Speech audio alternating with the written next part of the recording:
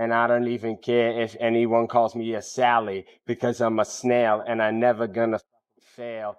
And you know what? You're gonna have to bail me out of jail. Legendary filmmaker and his wife never expected danger to come from inside their own home. The one place that should have been safe turned into a scene of heartbreak. And it didn't come from a break-in or a stranger. It came from someone close, someone trusted. That is totally falsified in every way. Rob, known for decades of telling stories about love and family, was suddenly living one that felt like a nightmare. His son, Nick Reiner, had long battled personal struggles that weighed heavily on everyone. But no one realized just how dark things would get the night everything fell apart. They know the David who go on stage, who has his ways about him, but, they really want to know what's inside. Investigators are now re-examining old comments Nick once made about his dad, words that sound haunting now. Those remarks hinted that the tension had been simmering for a long time before it finally erupted. We're close to making a deal that will, of course, make him the worldwide star that he deserves to be. $50 million on the line, and they were like practically just jacking me off the whole time. The heartbreaking night unfolded on December 13th, 2025, a night meant to be warm and joyful. Rob and his wife, Michelle Singer Reiner, had attended a Christmas party hosted by Conan O'Brien. The room was filled with laughter, lights, and celebration, but something underneath felt off. Witnesses later said a sudden argument broke out between Rob and Nick, loud enough to stop the music and turn heads. This wasn't a quiet family disagreement. My mouth is getting a little parched because of how much I'm talking to y'all, but this... And we really haven't delved into anything deep, so... It was intense, raw, and uncomfortable. Guests said Nick's behavior stood out, unsettling and strange, the kind of thing you don't forget. One witness told investigators Nick had everyone on edge. That comment spread quickly as police started piecing together the events leading to what came next.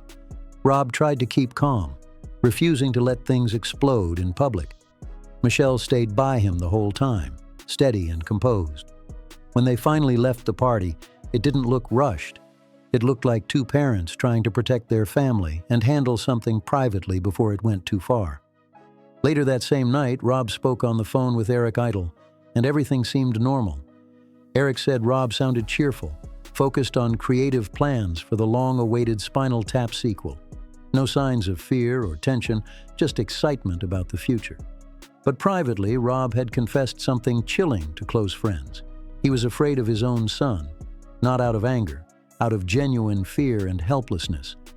That fear became devastating reality in the early hours of December 14th inside their Brentwood home. The Los Angeles District Attorney's Office confirmed the incident happened before sunrise, though the exact time remains unclear. By 3 p.m., concern had turned into panic. Their daughter, Romy Reiner, who lived across the street, went to check on them after calls went unanswered. The moment she walked in, she knew something was terribly wrong. She called for help immediately. Paramedics and LAPD officers arrived fast, but both Rob and Michelle were found unresponsive. The house was sealed off within minutes as detectives launched a full-scale investigation, treating it as a serious domestic case from the start. And then came the chilling twist. No signs of forced entry. Every door and window was untouched, perfectly intact. That left investigators with one terrifying conclusion. Whoever did this was already inside. They were already inside, or maybe even welcomed in willingly. Neighbors were questioned, but nobody heard a thing that night. No alarms, no shouting, no chaos. In quiet Brentwood, where even footsteps echo, that silence was haunting. Investigators said whoever moved through the Reiner home did it with purpose, calm, controlled, and like someone who knew every inch of the place. There were no signs of a struggle, no mess, just eerie order, the kind only someone familiar could manage. When detectives pieced together the timeline, all eyes turned to Nick Reiner. Records showed he left right after the incident and checked into the Pierside Hotel in Santa Monica around 4 a.m. on December 14th. Hotel staff told officers he seemed totally normal. Calm voice, clear speech, no panic at all.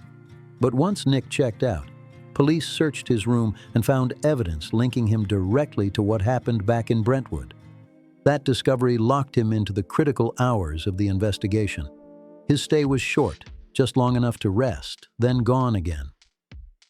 By later that day, surveillance footage caught him at a gas station near Exposition Boulevard, walking in casually, buying a drink, and leaving without hesitation.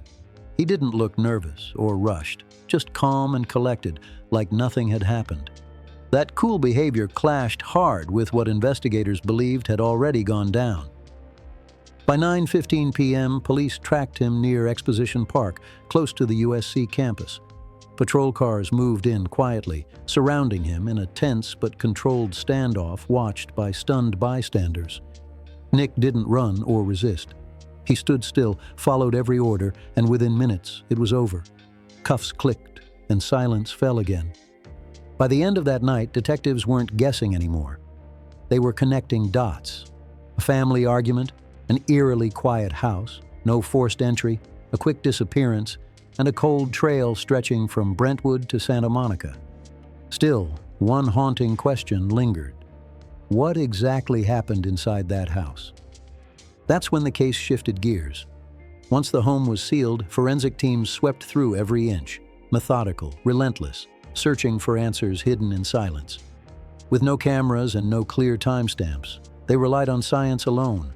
Temperature, muscle stiffening, and microscopic traces. Every detail mattered.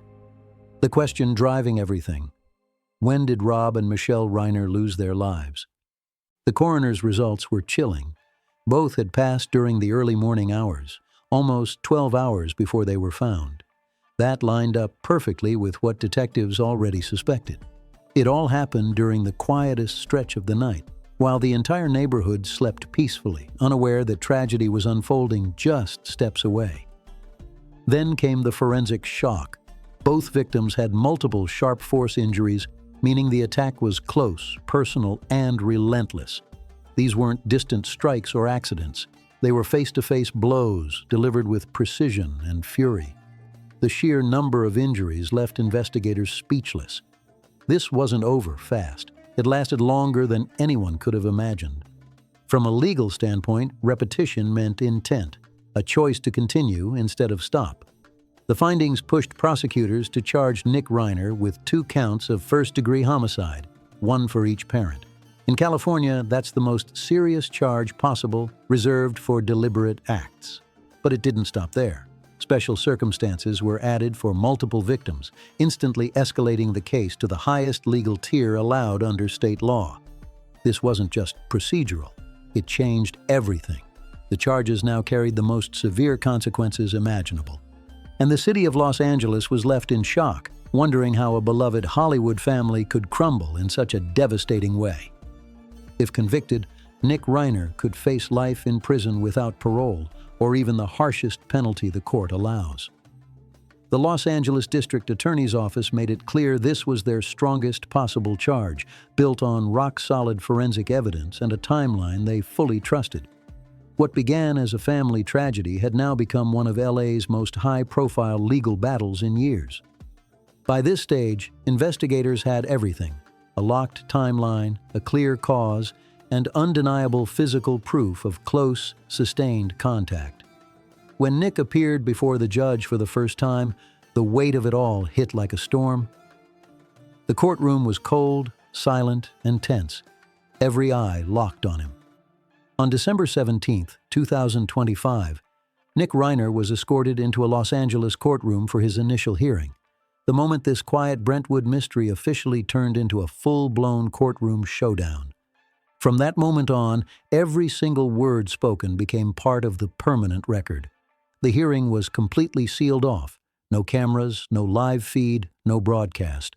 Only a handful of reporters, attorneys, and court staff were allowed inside. Those tight restrictions spoke volumes about how serious this case had become. When the doors opened and Nick walked in, sheriff's deputies guided him straight to the defense table. The room went utterly still. No whispers, no movement, just an eerie, heavy quiet. Every step he took echoed through the chamber, each sound weighted with tension. This wasn't just the start of a legal process. This was the moment Los Angeles realized the Reiner tragedy had crossed into history. Then came the detail that stunned everyone: Nick's outfit. He was wearing a harm prevention smock, the kind issued to inmates under high-risk watch. It was unmistakable, visible to everyone, but not a single person mentioned it. The judge didn't acknowledge it. Neither did the lawyers. The silence around it said more than words ever could. As the hearing began, the courtroom froze in near total stillness. The charges were read out loud in cold, clinical language. 2 counts of first-degree homicide, one for his father and one for his mother. No emotion, no story, just the brutal sound of law meeting tragedy. When asked if he understood his rights, Nick answered calmly, just one short confirmation. No plea, no questions, no visible emotion. He sat completely still, eyes fixed ahead, his face unreadable. Once the charges were read, the focus shifted to logistics. Nick's defense attorney requested a delay before entering a plea, and the judge agreed, setting a new court date for January 7, 2026. The prosecution didn't object. There were no outbursts, no heated exchanges, just procedure moving forward in chilling silence. By the end of the hearing, one thing was undeniable. This case was only just beginning. The air inside that courtroom felt heavy, tense, and electric. But then another moment hit everyone hard. Nick's lawyer. Standing beside him was Alan Jackson, a heavyweight defense attorney known for taking on impossible high-stakes cases. This wasn't some random hire, it was a calculated move. Jackson had represented names that made global headlines: Kevin Spacey, Harvey Weinstein, and Karen Reed among them. That choice sent a message loud and clear. Nick's defense wasn't playing defense. They were preparing for war. It told the entire courtroom that this fight would be long, intense, and dissected down to every last detail. As the session ended, Nick was quietly escorted out the same way he came in. No words, no glances, just the echo of footsteps and the weight of what was still to come. He came in silent, guarded, not a single glance toward the press. No statements from prosecutors, none from the defense, just tension thick enough to cut through.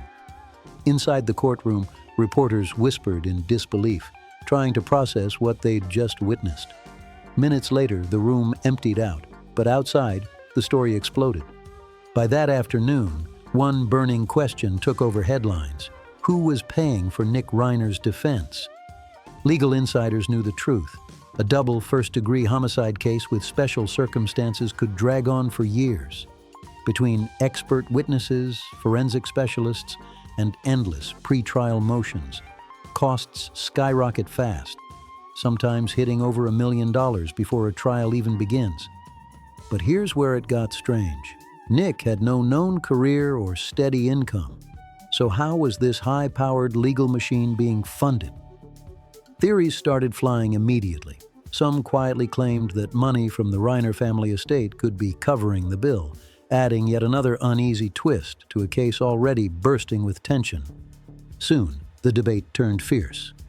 Was it even legal to use family-linked funds for his defense? State law experts rushed to explain that the answer isn't simple. In some cases, shared or inherited assets can be used. In others, it can spark major legal battles between family members. It all depends on how the estate is structured and who has control. Inside the courtroom, none of that was discussed. The judge didn't ask where the money came from, and the defense didn't volunteer an explanation. Officially, it stayed off the record. But outside, it was chaos. Public reaction split fast. Some people argued that every defendant, no matter how serious the accusation, deserves the best defense possible. Others were outraged at the idea that family-connected money might be used to protect someone accused of such horrific crimes. Inside court, everything was calm and procedural. But outside, emotions were on fire. Even within the Reiner family, sources said tensions were deep. Some relatives weren't focused entirely on punishment. They wanted Nick to receive mental health treatment alongside the criminal process, believing this tragedy came from years of unresolved pain that finally boiled over. To them, it wasn't just about guilt, it was about understanding what broke. By now, the case wasn't just about law or evidence. It had grown into something far messier: questions of family loyalty, moral boundaries, and what real justice looks like. But officially, none of those emotional debates existed in court records. There were no filings, no statements, no verified sources, only whispers and speculation. Meanwhile, prosecutors stood firm. Their message didn't waver for a second. The evidence justified the toughest charges the law allows. They pointed to the brutality of what happened and Nick's calm, deliberate movements afterward, insisting it all met the full standard for first-degree homicide with special circumstances. Under California law, that left only two possible outcomes if convicted: life without parole or the most extreme punishment available. No plea deals, no lighter options, no middle ground. As the media frenzy roared, behind closed doors detectives kept grinding, reviewing footage, tightening reports, and preparing for a legal battle that was already shaping up to be one of Hollywood's darkest courtroom sagas ever. Everyone close to the investigation knew the next phase would be even heavier. The courtroom looked calm on the surface, but behind it, the pressure was intense, and it became clear fast that Nick Reiner wouldn't stay silent forever. In the days that followed, attention turned to something Nick had said long before any of this reached court. Words that now hit way harder and changed how many people saw the whole story. Nick had once opened up about his childhood, admitting he never felt truly close to his father, Rob Reiner. He said there was always this invisible wall between them, an emotional distance that shaped how he saw himself inside the family. He felt like an outsider in his own home, standing at the edge while everyone else seemed to fit together so effortlessly. From the outside, Rob appeared to be a devoted father, successful, loving, and deeply involved. He had strong connections with his other kids, built through shared routines and genuine closeness. But for Nick, those same moments just didn't land. The home looked stable, but inside he felt disconnected, loved, but never fully seen. It wasn't that Rob ignored him. If anything, he tried hard to give Nick everything possible. But Hollywood success often comes with long hours and distance that creeps in quietly. Nick grew up surrounded by comfort, yet somehow it didn't reach his heart. That quiet isolation lingered, shaping his choices as he got older. Instead of finding peace at home, Nick searched for it elsewhere, chasing escape, not structure. That's when substance use entered the picture. What started small quickly grew into something dangerous. By his mid-teens, his struggles were so serious that he needed professional help. The family didn't deny it or hide it. They fought for him. Rehab programs, therapy, interventions. Again and again, they tried to pull him back. Nick later admitted that those substances became a trap, powerful, destructive, and almost impossible to break free from. Every time progress appeared, another relapse crushed it. Hope and heartbreak followed each other like a cycle that wouldn't stop. Over the years, his instability deepened, drifting across states like Maine, New Jersey, and Texas, always searching for something steady, something real. Through it all, Rob and Michelle Reiner never gave up. They stayed by him, helping, hoping, and pouring everything they had into recovery: time, love, money, and endless patience. They never blamed anyone else, never pretended things were perfect. They faced it head-on, determined to save their son. At one point, Rob tried something different, bringing Nick into his creative world. In 2015, they worked together on Being Charlie, a film drawn straight from Nick's own life. For a while, things looked better. He had purpose, structure, direction, and people around him said he finally seemed grounded. But that calm didn't last long. The old habits crept back in, and soon the distance and chaos returned. Each collapse hit harder than before, draining not only Nick, but everyone who loved him. What once felt like concern turned into fear. That emotional distance Nick spoke about as a child never fully healed, love tangled with guilt, hope mixed with disappointment. By the time that Christmas party came around, the tension wasn't new. It had been building for years. That argument wasn't random. It was the moment everything that had been buried finally erupted. In the days that followed, the family broke their silence with a joint statement from Romy and Jake Reiner. It wasn't about blame or legal battles. It was about grief, heartbreak, and love. They asked for privacy, and since then the family has stayed completely silent. No interviews, no press appearances, just quiet mourning. A private memorial was later held. No cameras, no spectacle, just reflection and remembrance. Hollywood paused to honor Rob Reiner, not only for his work, but for who he was. A guiding voice, a creative soul, a man who made people feel safe to create and dream. Tributes poured in from across the industry, raw, emotional, and filled with love. And now the biggest question hangs in the air. What really happened? Was Nick Reiner truly responsible, or is there something more hidden beneath this tragedy? The truth feels tangled, buried in layers of pain, loyalty, and silence. So now it's your turn. What do you believe? Drop your thoughts below, share your take on this heartbreaking Hollywood story, and don't forget to like, comment, and subscribe for more shocking deep dives into the biggest celebrity cases shaking the industry.